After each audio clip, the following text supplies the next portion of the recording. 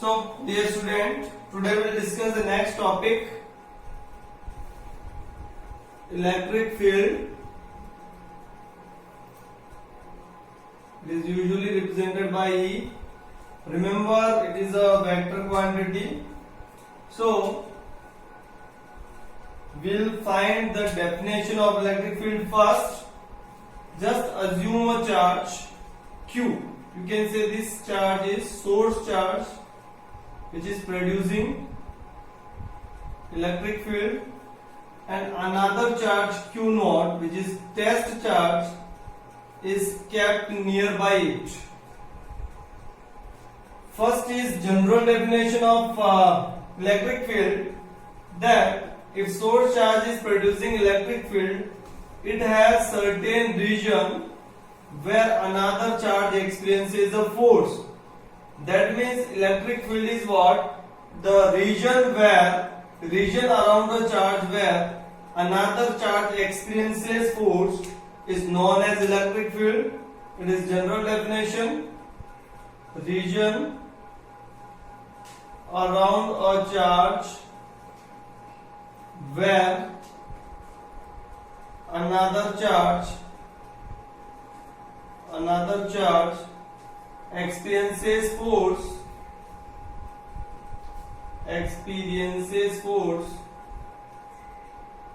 is known as electric field.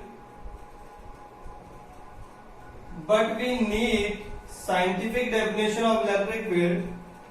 Just assume that both the charges are distance apart. What is scientific definition of electric field? That electric field is force experienced by per unit positive test charge. Remember, the role of test charge is used to determine electric field, not more than that. How we can define electric field? It is force experienced per unit test charge. Clear? So, we can write down it in terms of vectors. E vector is equals to limit Q naught tends to 0 F upon Q naught. Here the question arises, why we are writing it like this? Limit Q naught tends to 0. What does it mean? First of all, you understood the scientific definition. We can write down the scientific definition of electric field. Force experienced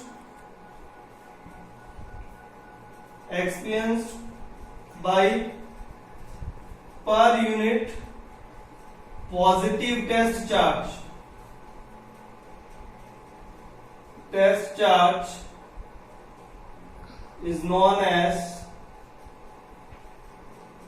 electric field. I told you earlier, the role of test charge is used to determine electric field only, not more than that. Third, what is the meaning of limit Q naught tends to 0? Its meaning is that the test charge should be infinitely small. Its value or its magnitude should be very small, because if its magnitude would be higher, it will disturb the source charge, and if it will disturb the source charge no longer remains stationary, it will become movable, and electric field cannot be determined, because we are discussing electrostatics, and you know in electrostatic the charges should be at rest. So third thing, what does it mean limit Q naught tends to 0? That the test charge should be small, infinitely small, because if its magnitude is higher, it will disturb the source charge, and source charge will become movable. Charge will become movable.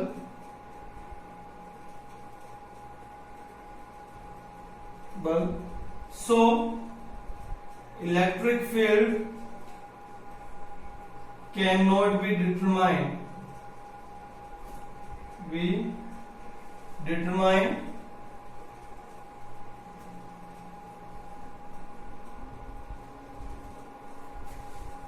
Now we understood the meaning why we are writing limit q naught tends to 0. Fourth thing, what is the SI unit of electric field?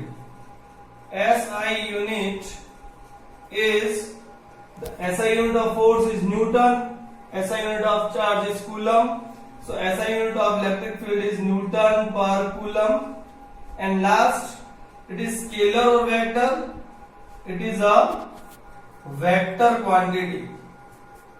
It is a vector quantity.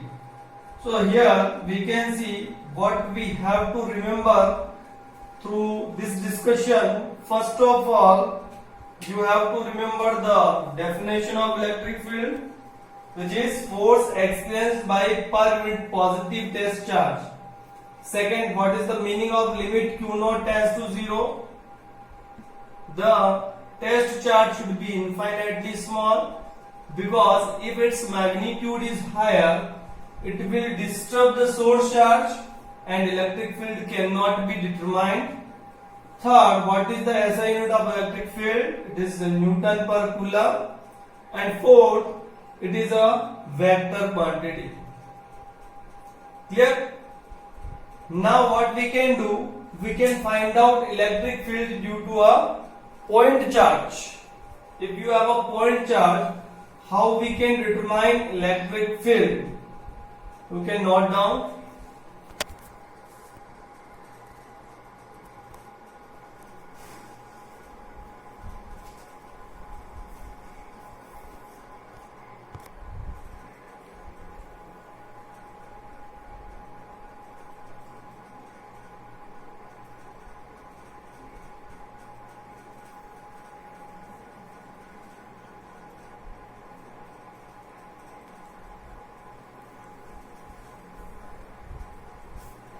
Now we can find out electric field due to a point charge. Electric field due to a point charge. Due to a point charge. So now, if it is asked you that you have a point charge Q, determine electric field. Suppose we have a point charge Q, and if it is asked that find electric field due to this point charge Q at r distance apart.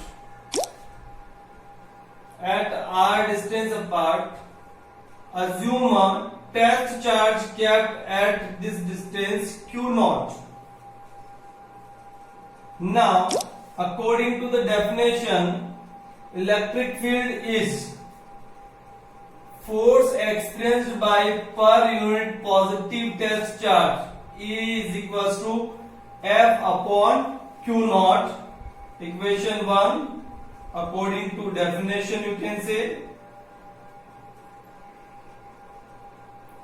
Second thing, according to Coulomb's law, we know that when two charges are kept at r distance apart, what is force? Force is equals to 1 upon 4 pi epsilon naught q naught upon r square.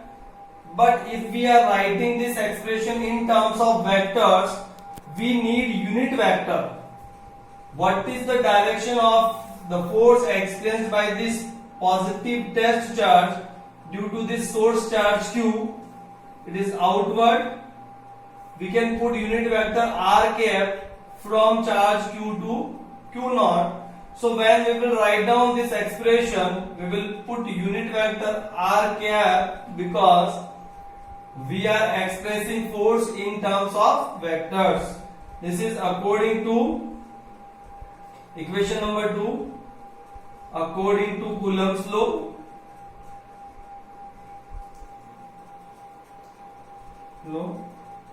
Now from equation 1 and 2, what we can write? E is equal to F. Put this value 1 upon 4 pi epsilon naught Q naught upon Q naught is already present in the relation R cap R square R cap. Q naught will become cancelled with Q naught. So finally you get vector term of electric field due to point charge E vector is equals to 1 upon 4 pi epsilon naught Q upon R square R cap. Remember, if you see the final relation, you will find that in final relation Q naught is not present, which is test charge. So I hope you are getting that the role of test charge is used to determine electric field, not more than that. Final relation in terms of magnitude, how we can write down in terms of magnitude? E vector or magnitude of E vector is equals to 1 upon 4 pi epsilon naught Q upon R square, or you can write down KQ upon R square, not more than that. Magnitude of electric field KQ upon R square, where Q is source charge, whose electric field you want to determine. What is the relation between distance and electric field? Electric field developed by point charge. You can see electric field and distance both are inversely proportional. The electric field is inversely proportional to square of distance. So if you draw the graph between electric field and distance, it comes like this. This is what about the electric field due to a point charge. One more time you can see what is electric field. Electric field is force experienced by per unit positive test charge. From Coulomb's law, what we can write down? Force is equals to 1 upon 4 pi epsilon naught Q naught upon R square R cap, where R cap is unit vector we have to put because we are expressing the force in terms of vectors. If we use both the relations together, what we get? Electric field E is equals to 1 upon 4 pi epsilon naught Q upon R square. If we write down the magnitude of electric field, it is 1 upon 4 pi epsilon naught Q upon R square or KQ upon R square. Fourth, electric field is inversely proportional to square of distance. And if we draw the graph between electric field and distance for a point charge, then it comes like this. This is what about the electric field due to a point charge. Yeah, write down.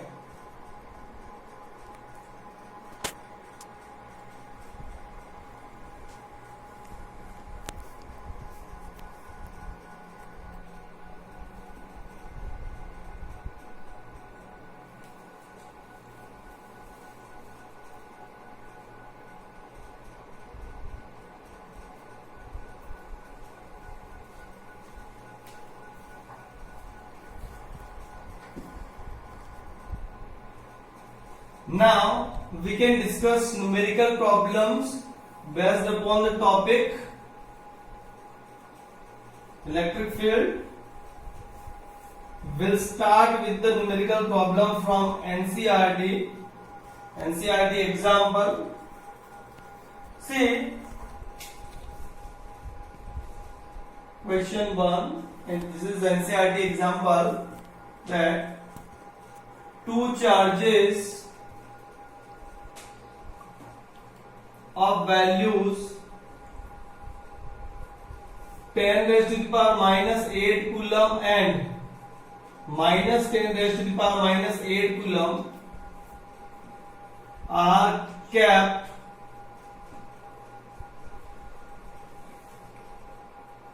as provided in diagram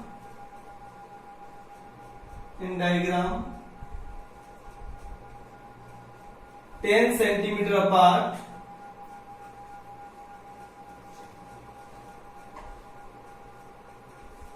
Find the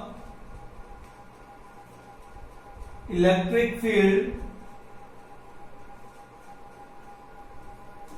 at point C, D and E. Here, so this is NCERT example. We'll discuss it.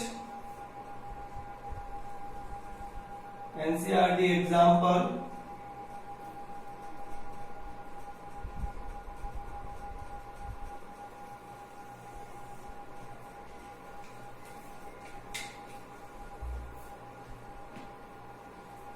Now, first of all, we'll see the diagram is provided with the question that two charges are kept as provided in diagram 10 raised to the power minus 8 coulomb and minus 10 raised to the power minus 8 coulomb. This is A, this is B, and it is asked you find electric field at C. C is 5 centimeter apart from A. C point is 5 centimeter apart from A. The A distance between A and B is 10 centimeter.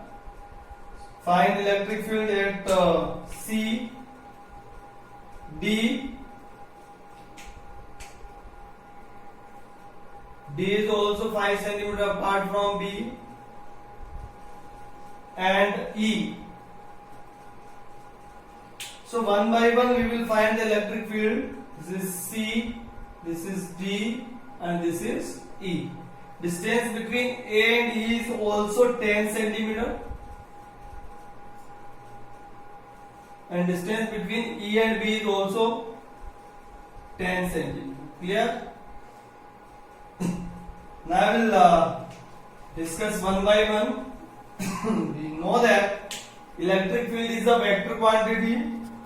So now, when we want to find the direction of electric field due to a positive charge, the direction of electric field due to a positive charge would be outward, and direction of electric field due to a negative charge would be inward. First of all, we will find the electric field at C. Electric field at C. There are two electric fields at point C. First of all, due to this positive charge 10 raised to the power minus 8 coulomb and due to this negative charge minus 10 raised to the power minus 8 coulomb, if we see the direction due to this positive charge, direction would be outward. Electric field at point C, electric point at point C due to charge kept at A, EA, outward, while direction of electric field at C due to this negative charge would be inward towards this charge. Remember, direction of electric field due to positive charge would be outward, and due to negative charge it should enter inside the negative charge. So its direction of electric field at C due to charge kept at B, there are two charges only, hence we have two electric fields, EB, inward.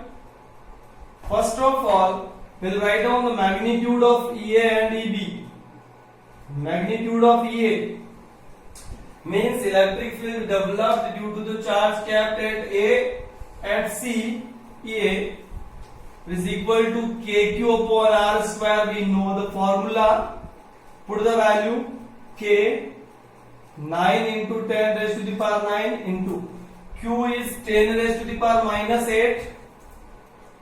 What is the difference between the force, formula of force and electric field? In formula of force, there was 2Q, K, Q1, Q2. Here we have Q only. This is the Q, source charge, through which we want to find out electric field. R is distance between A to C. It is 5 centimeters, so we can write down it 0.05 square.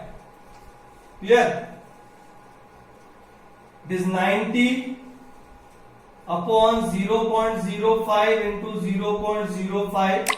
If you remove the decimal sign, it is 100 into 100. So it comes 24. 9 fours are 36 into 10 raised to the power 3 Newton per coulomb. Similarly, find the magnitude of electric field due to charge kept at B. EB is equals to KQ upon R square. K is 9 into 10 raised to the power 9 into Q. Charge is minus 10 raised to the power minus 8 coulomb, but here you will put the magnitude only, 10 raised to the power minus 8 divided by R. Distance from the charge B, distance of point C from the charge B, it is 15 centimeter. You can write down it 0.15. If you convert 15 centimeter into meter, so it is 90 upon 0.15 into 0.15. If you remove the decimal sign, 100 into 100. 15 6 are 90. 15 4s are 60.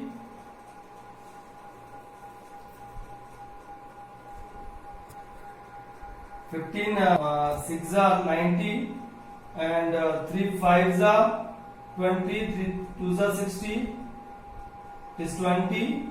So it comes 4000. 4 into 10 raised to the power 3 Newton per coulomb. Now if you see the direction of both the electric fields opposite, as electric field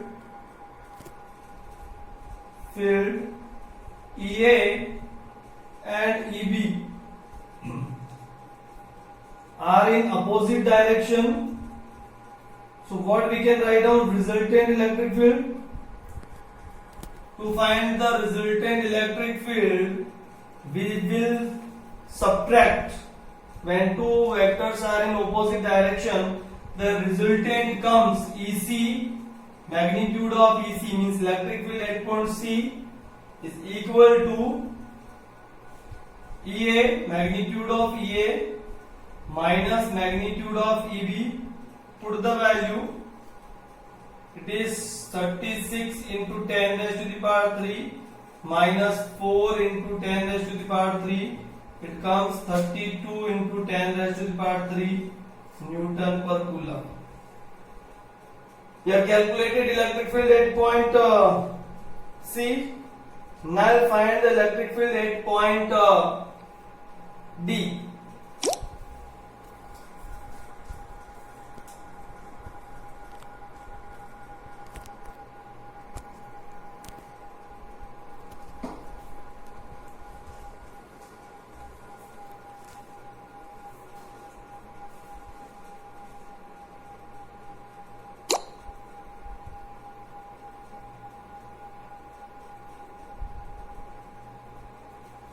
Now electric field at point D. So we put the direction at point D. The direction of electric field due to this negative charge is inward EB, and direction of electric field due to this positive charge at point D is outward EA. If we solve it further, we'll find the same answer. When we can try, because two electric fields are in opposite direction, situations are same, charges are same. Electric field at point D, magnitude of electric field due to charge kept at A. This kq upon r square. K is 9 into 10 raised to the power 9. Q is 10 raised to the power minus 8 upon distance of this charge from this charge. 15 centimeters, 0.15 square. If we calculate it, it comes 4 into 10 raised to the power 3 Newton per coulomb. Same magnitude of electric field due to charge kept at B. This is again kq upon r square. So if you solve it, 9 into 10 raised to the power 9 into 10 raised to the power minus 8 divided by distance of this point from this charge is 5 centimeters, 0.05 square. It comes 36 into 10 raised to the power 3 Newton per coulomb. And finally, both are having opposite direction. So resultant electric field at point D, ED, is equals to magnitude of electric field EB minus EA. If we put the value 36 into 10 raised to the power 3 minus 4 into 10 raised to the power 3, 32 into 10 raised to the power 3 Newton per coulomb. Finally, we'll find electric field at point E. Field at point E. So now again we can see there are two electric fields at point E. First, due to this positive charge, direction of electric field would be outward. You can write down it EA vector. And direction of electric field due to this negative charge would be inward, EB vector. These two electric fields are at 120 degree angle because if we see the triangle, it is a right angle triangle, and if it is a right angle triangle, then this angle is 60 degree, remaining would be 120 degree angle. Same manner, first of all, we will find the magnitude of electric field at point E due to charge kept at A is equal to kq upon r square. Put the value 9 into 10 raised to the power 9 into q 10 raised to the power minus 8. R, distance of charge kept at A from E, 10 centimeter. You can write down it 0.1 square. So it is 90 upon 0.1 into 0.1. If you remove the sign or the decimal, it comes 9 into 10 raised to the power 3 Newton per coulomb. Now magnitude of electric field due to charge kept at B, if you calculate through same formula, you will get same answer. 9 into 10 raised to the power 9 into 10 raised to the power minus 8 divided by 0.1 square. It becomes 9 into 10 raised to the power 3 Newton per coulomb.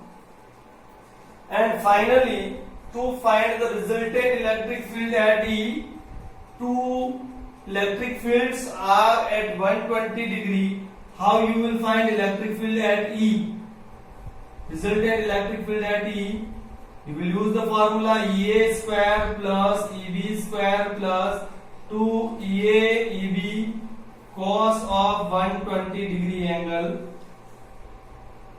EA and EB both are having same magnitude, so EA square plus EA square plus 2 EA square minus half, cos 120 degree minus half, 2 will become cancelled with 2.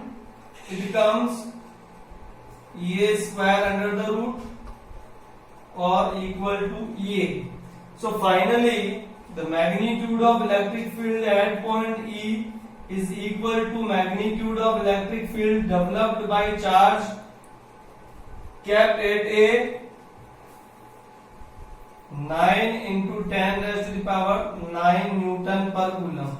Remember earlier we had discussion, I explained you that if two vectors are having same magnitude kept at 120-degree angle, their resultant comes same as that of the magnitude of any one vector.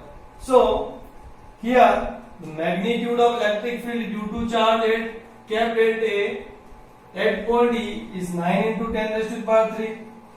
Magnitude of electric field developed by charge kept at B at point E is also same, and both are at 120-degree angle. We are getting same answer. The magnitude of resultant electric field is same as that of magnitude of electric field developed by any one charge. So this is what about the numerical problem. Remaining we will see later on.